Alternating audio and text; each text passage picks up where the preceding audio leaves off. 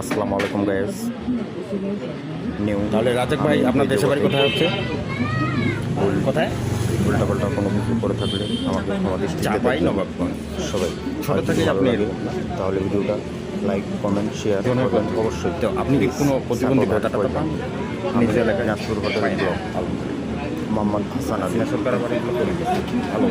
যদিও যাদের কাছে আসছে যদি মারে খাইছে তাহলে পাইছে অনেক লোক বা পায় এখনো। এখন দেয় না, এখনো তো দেয় না। ওটা তো বাদ হয়নি এখনো।